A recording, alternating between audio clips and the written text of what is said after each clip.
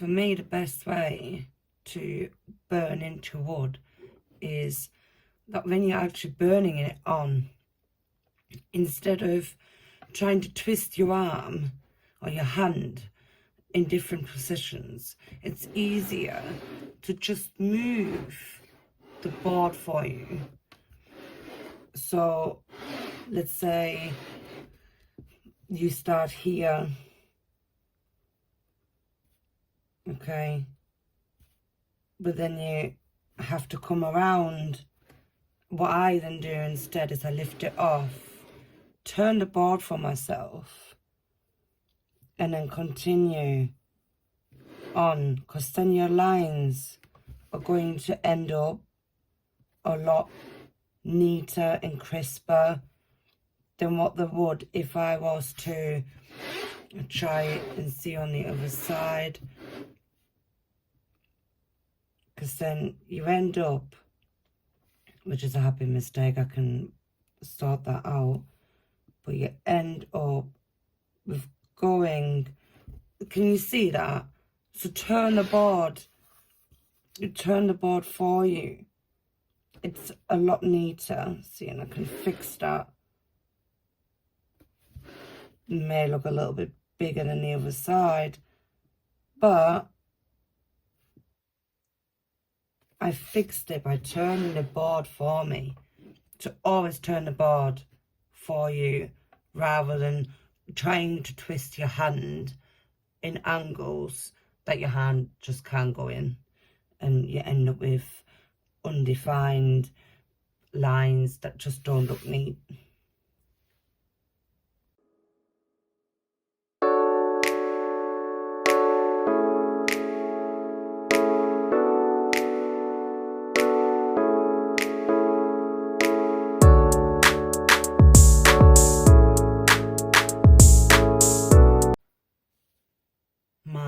My next advice is, when you purchase yourself, or maybe even have one of these fire writers, you can get cheaper versions of the internet.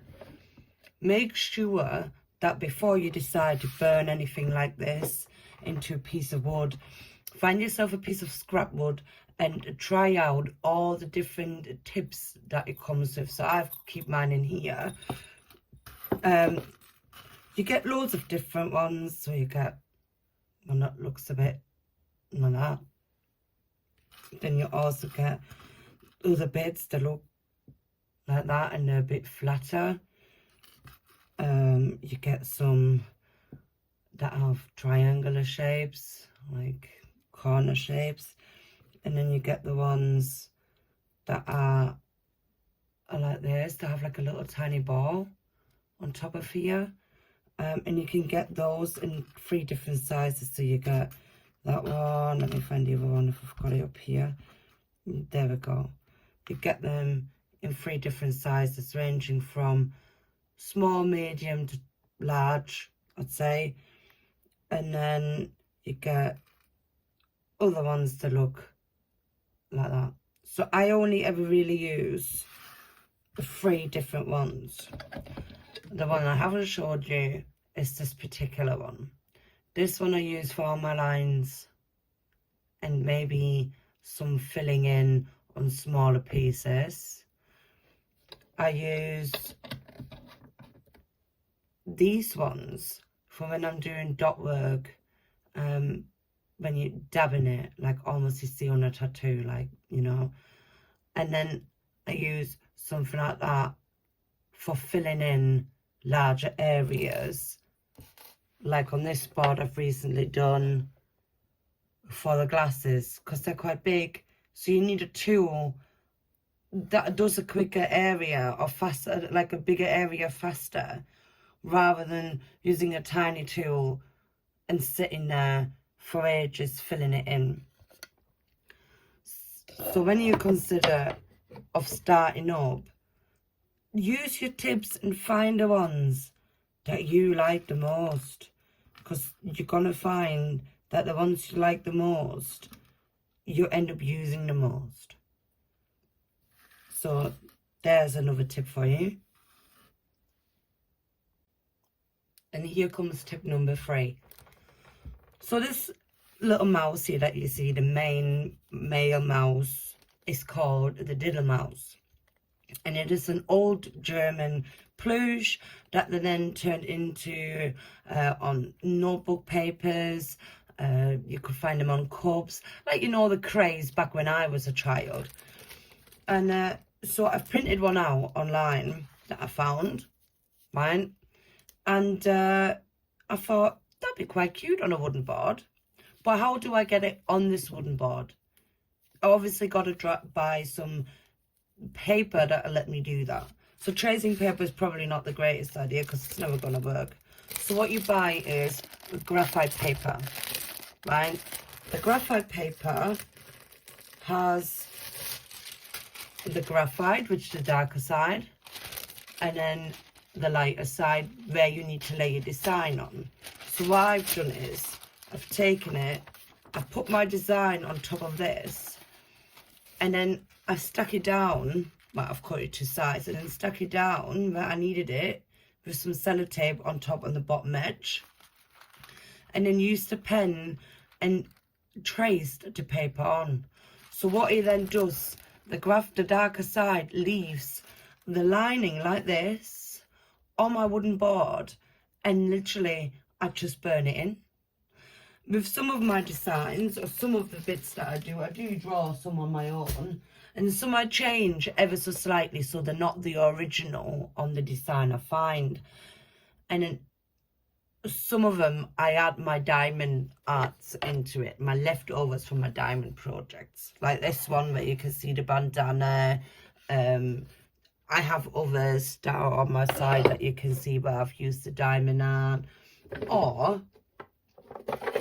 I use it on boxes. This is my little memory box from when I went to the Warhammer's shop.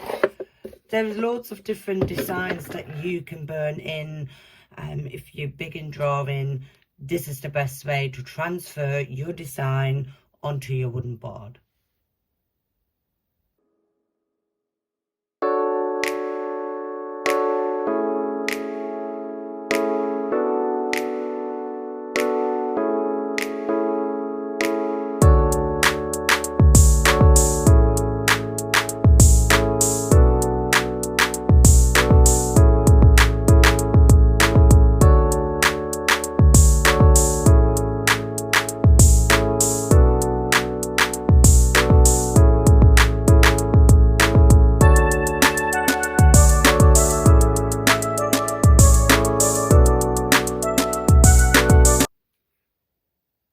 And here comes tip number 4. So you can see I've added some duct tape on here, but really I could do with getting something to put a lot more on, something that stays cooler, because after a while this tool gets quite hot to hold.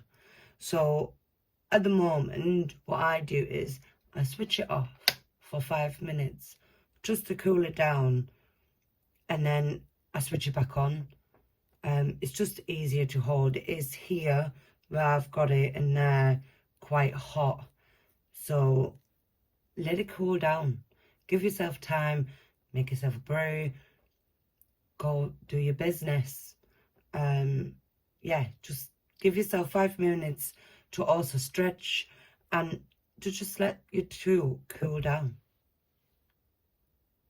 So I've turned my tool off, let it cool down, made myself a nice cup of tea, coffee actually, and we'll continue on time lapse.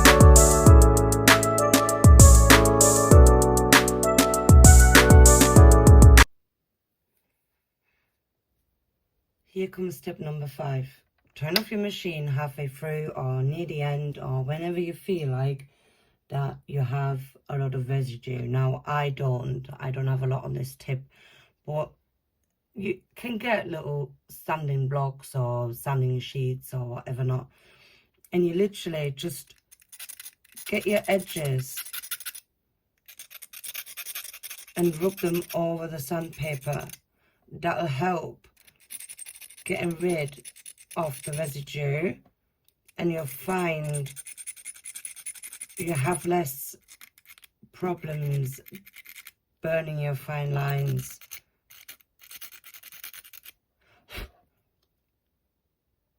Yeah, that got rid of a load. I could do a bit more on the front there. A bit more on the back. Sorry for the noise, but yeah, can you, I don't know if you can see that, but I have got a lot of residue off. That's tip number 5. There we go.